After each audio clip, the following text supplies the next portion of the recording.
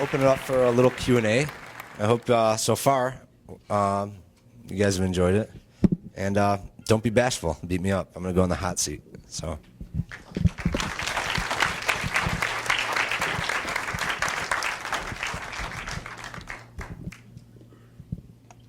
Anybody have a question?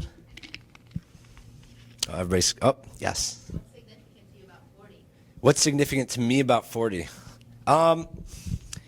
So I always looked, and I actually do a little section where I went through and I did all the things in Wikipedia that talked about what the number 40 is represented.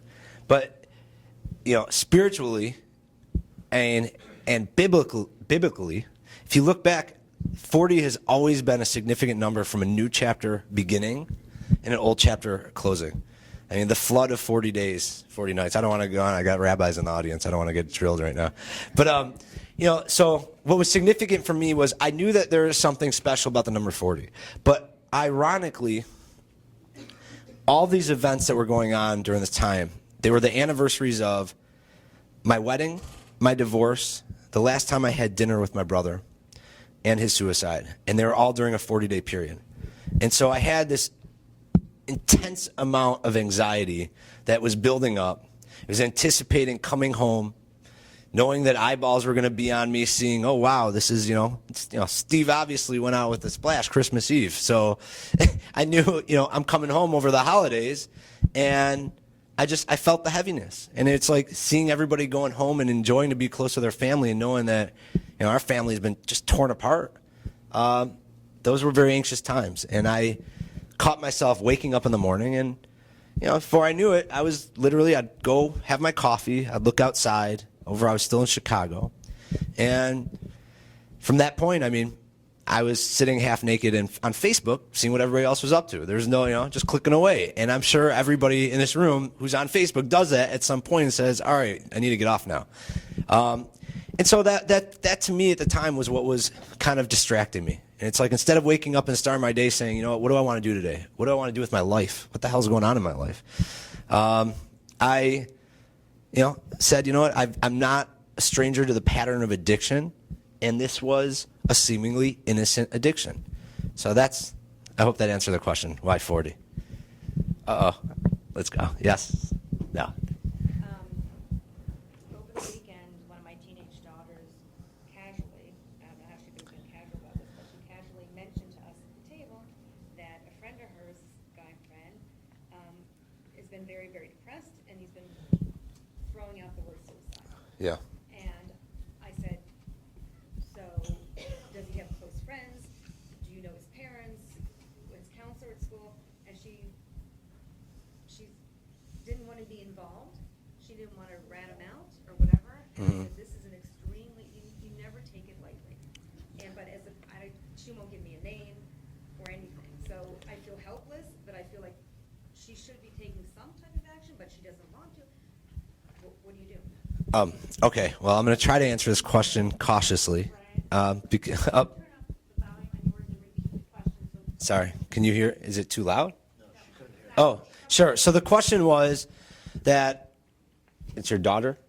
My daughter. Your daughter is mentioned. So her daughter has a friend that she knows that said that he's thinking, of hurting himself, that he's thinking of killing himself, and she doesn't want to be involved. Her daughter doesn't want to be involved, doesn't want to mention the name, doesn't want to approach it because, hey, that's scary. I don't want to deal with. I got somebody's life in my hands, and that's a very scary conversation.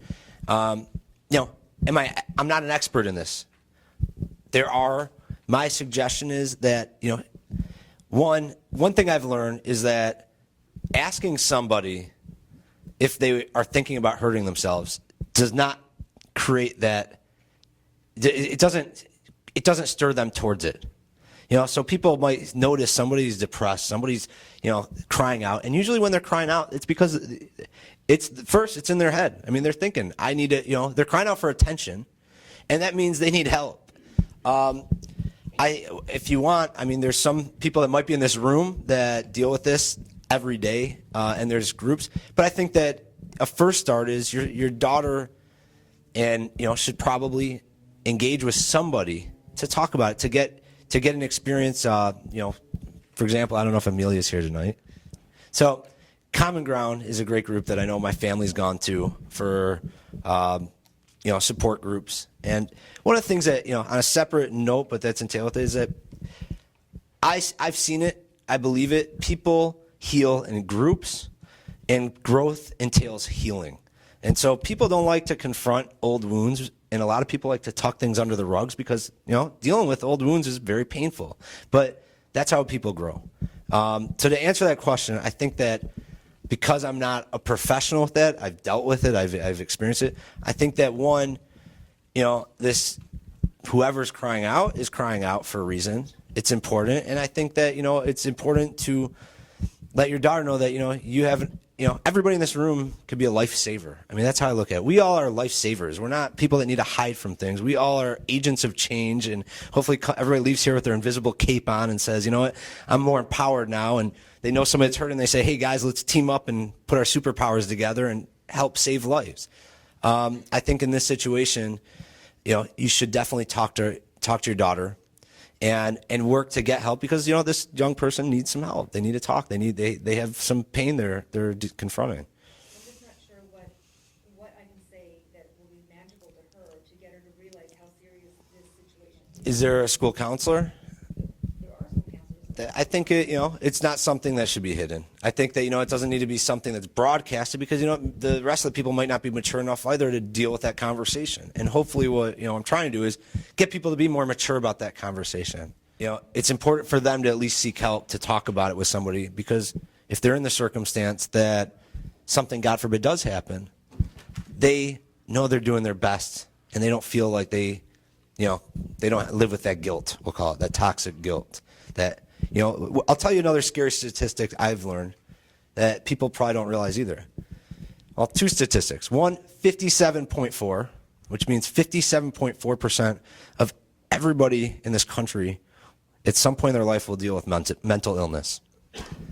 So that means that everybody in this room either will personally, more than 50-50 you will, or somebody that you're sitting next to or that you love is going to go through a time that they're dealing with some very serious, I like to call it balancing act. They're balancing their peace of mind and their happiness and their purpose, and it's a delicate balance. And sometimes people just get lost, and then you throw a little eyeball on you, and then you get more off, and you get more teetered, and you start running in other directions to run away from dealing with it. So that was a good point. That basically was, that's one approach, is say, hey, let's talk to somebody, because what if they did something? How would you feel knowing that you didn't want to talk to anybody about it, and maybe you could help them? I think that that's the bigger thing, is that we have obligations to help each other. And it is a scary, stigmatic topic, because people don't want to get involved. Hey man, this guy's running into the train tracks head on. I want to go on the beach. I want to go to the beach. I don't want to worry about that. And, part of, I'm going to go back to Lily again. She made a beautiful comment. She says, if you're not living for someone else and helping others, what kind of life are you living? It's a very small-minded life. And we have to remember that we get caught up chasing so many balls that it's like, if you're not out there helping each other, not helping the village grow, helping us be happier and connect, then you really, you got to think about what kind of life you're living. Because you're going to wake up and you're going to say, the hell did I do with my life? I don't have energy now. And one more line from Lilia. She's not here tonight. She was supposed to be. She was going to come, but she went to Mackinac. She also just said, she said that we never appreciate what we can do to help other people until you lose your health. And that's an important comment too. So that's on that. I hope I did a little bit to help. And there's other groups that I think will give more guidance on that. I appreciate some deep questions. Yes. I wanted to know the Jewish values that your parents instilled and that you were raised with. How, if it did that affect your journey? And did your journey bring you closer to your Jewish roots and values? I'm joking. It's a great question. So I was raised in a conservative home, but it was a very unique experience. And the reason I say that is my father My father's side has grown up with a very Orthodox side. His sisters live in Mea Shearim and Tzfat. They're some of the most, observant, spiritual, religious people that I'd say you could come across in the world. My mom's side has been a very, we'll say, secular. My grandma's looking at me like, "What are you about to say about me?" I haven't seen her move all that. What? Can you hear me? I want to say, the person that's contemplating committing suicide is only thinking of themselves at the particular time. They're not thinking of who they're leaving behind and the stress and trouble they're causing to the family. I know this from personal experience. Oh, man. Do you hear that? It was from the last question, but it was dead on. It's from the heart. It's from the heart. Thank you. So my grandma just said that, to remind people that when they're thinking about hurting themselves, it's not that they're hurting themselves, they're hurting a whole family behind. And that she just reminded. So to go back to the question on a spiritual background. So I grew up with a mix of one side that has extreme, beautiful, religious depth, and one side that has extreme secular depth. And I've been able to experience both of those worlds very much. And throughout my life, I've juggled that. And I'm still, we're all on a journey, and I'm still on a spiritual journey. And there's parts when you go through tragedy where you can look and say, what the hell, what's God doing to me? There's no God, this, that. And I think that, I guess I gotta be careful what I say, like I said. My personal thought is that, we have a very distorted vision of what that term and that word God means. And we're very scared off by it. And we expect, we kind of are taught and assume that there's somebody looking over us, pointing a finger, right, wrong, hell, heaven. And it puts such a pressure that, science can just break through that and say, that's crazy. But if you look and you say, that we're all connected and that there's an energy that you can either be connected to or you can run away from and chase balls your whole life, there's something much more beautiful in trying to connect with that energy. So my experience is that I went through, I'd say after Steve took his life, I was in shock a little bit. I don't think I ran towards religion, or I didn't necessarily run away, but I kind of just didn't want to deal with it. As I started getting my energy back, I was reminded that life is just very short, and it's always fleeting, and that we have choices to live with a little more spirituality in a sense of like wanting to connect and be aware of, everything beautiful around us, or chase everything that's keeping us distracted. And so I'm somewhere in that middle, and I think my wife and I are, we're somewhere beautifully in that middle on that journey together, and it's been wonderful. I hope that answered the question. All right, come on, I'm not even in the hot seat. Yes, ZC.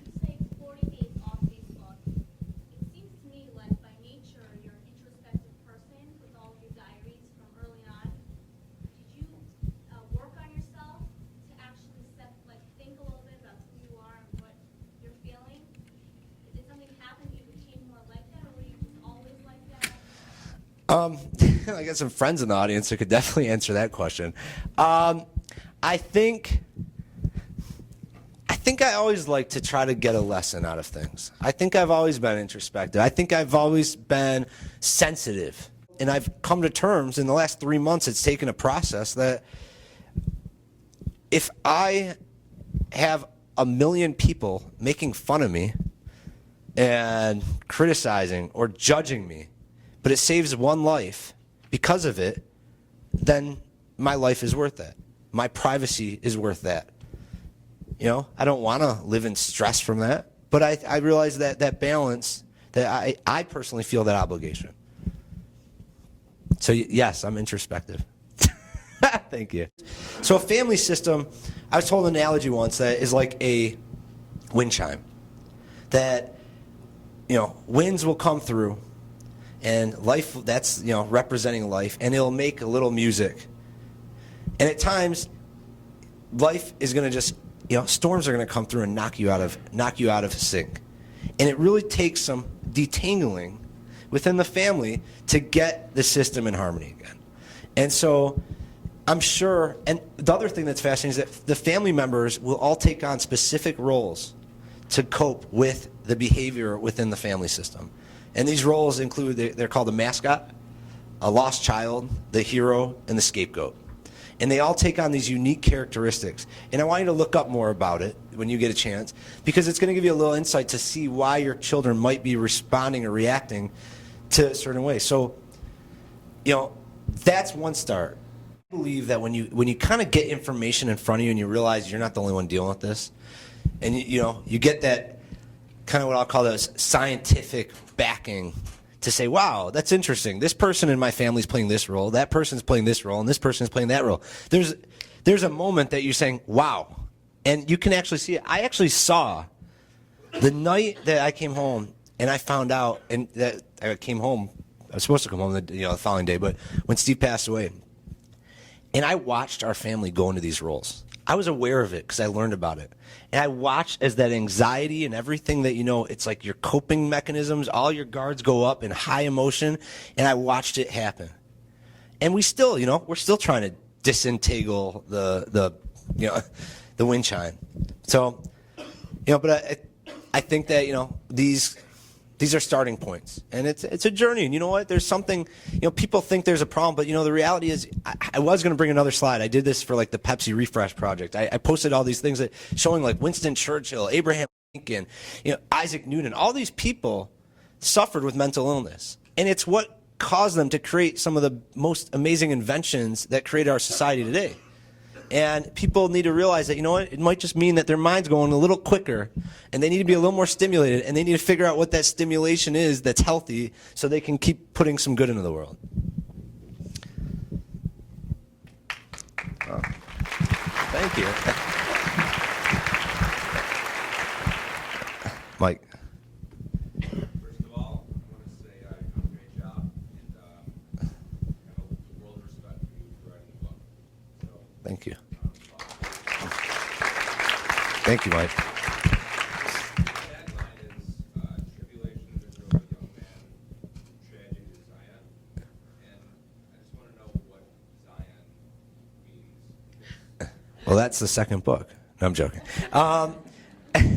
So the question for everybody says that there's like a little subline that says, the true tribulations that drove a young man from tragedy to Zion. So, the book finishes 2.5 years later. It was something that I wrote. I even, the person sitting next to you, Mr. Kravitz, I'm not going to tell you which person he is in the book. He's got an alias. But, I remember talking to him about the time when I was going to write this. And he knew. I was like, I'm just going to do an experiment. I really need to, connect with myself. Things are crazy. And it was just like, so my point is that the reason it says that line is because if it wasn't for those moments in this book, for me unplugging, connecting with myself, one, I met my wife during these 40 days. I, realized how important and how fragile life was, that, when things got a little unsettled, we kind of said, you know what, let's go follow our dreams. You live once. And it led us to Mount Zion, and that's where we got married. And so it was kind of this, what pushed us to keep going after our dreams and connecting with, our core. Does that do that? Thank you. Jan?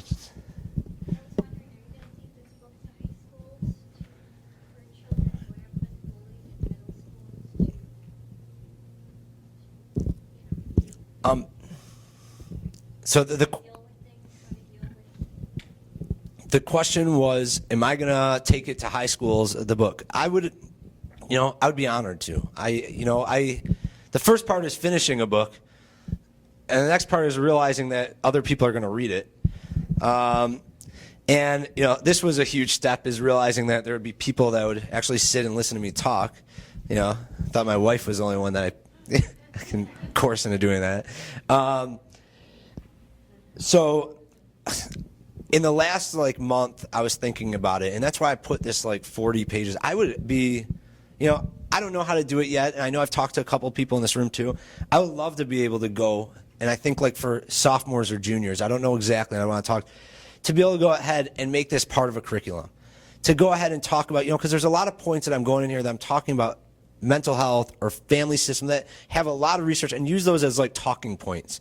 And also challenging them to reflect for 3 minutes a day in their classroom for 40 days. We're going to challenge ourselves. You don't have to share it with everybody. It's your own thoughts. So I would love to. I mean, this is, right here is ground zero. I've always felt that Michigan is ground zero for mental health awareness. Michigan went through a depression. We didn't go through a recession or the Great Recession. We went through a terrible depression, and I feel like I lost my brother in that depression. And that's always rode home. And when I moved back here, I felt like, I have had this itching purpose to talk about these things. And I really feel that we have the ability to go ahead and wake the rest of the country up. And so, yeah, I think that, this is a good place to start. If there's people that can help, I'm one man. I go ahead, like Louise was saying, I stay up all night. I designed all this stuff. I'm very, I want to put the right message out. I want it to connect. And I just, I'm trying to, everybody in this room, I guess, is potentially the army. My goal is I'm a voice, and I'm only one voice. And when we leave here tonight, everybody has a choice to say, you know what, hey, that was really interesting, or wow, that was really depressing, or Ryan's a decent speaker, he should grow his hair out. Who knows? But tonight is really important for a lot of things, and it's really important for this conversation to get daylight. And I'm throwing one pebble into the ocean, and everybody here has the ability to bring on, another 80 pebbles, and together we make a boulder. And it's important to help get the word out. And some people, I hope everybody knows, hearing me talk, it's what my intentions are. And, my success is your success. And if I can get movement and get this out and talk about these things and get people to look at the book and read the book or just reflect on themselves and the people around them, the more this gets out, the more fuel I have in the engine to keep going. And every time I've gotten knocked down, I've gotten back up to keep going. And so to answer that question, yeah, I'd be honored to be able to figure a way to do that and have it accepted to do so. Yes? I think if you're thinking of taking it to the kids, you should think younger, like middle school. I'm not opposed to it. I put a thing on the back just because, dealing with some topics and some graphic conversations, not too graphic, but graphic that, I don't know what the exact age, but I put, I advise for not to be read under 13, but I believe that we need to start young talking about these things, because for me, I know that my mom's brother dying at 38 years old and my brother dying at 37 and a half wasn't a coincidence.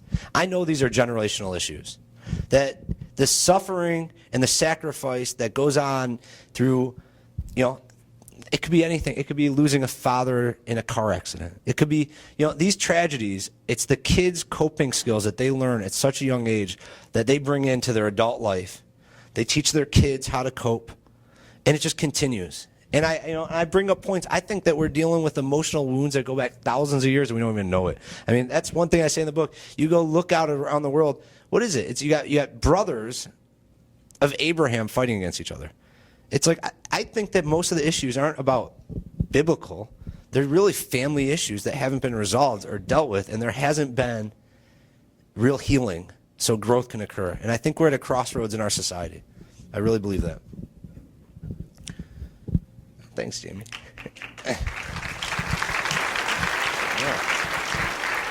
Wow. Louise just gave me the clock. No. All right. Any other questions? Anybody? Okay. So, I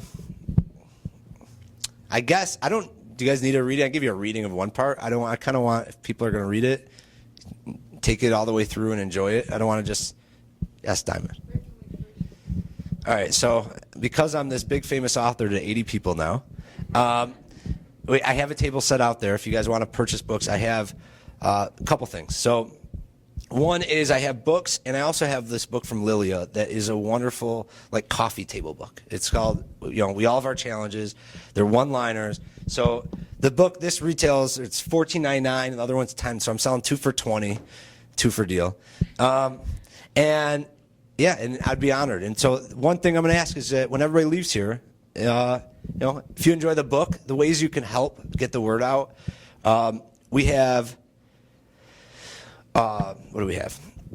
We have kind of, they're like bookmarkers that are going to go in the book that are also cards that you can give to people. If you're talking to somebody, you can hand it to them. They look attractive. They look cool. Everybody, please take 5, 10 of them.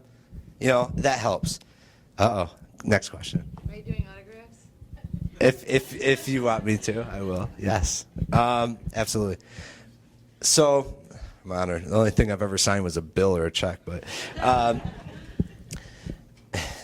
So that's one aspect, and I need your guys' help. The other thing is, the books are available on Amazon now.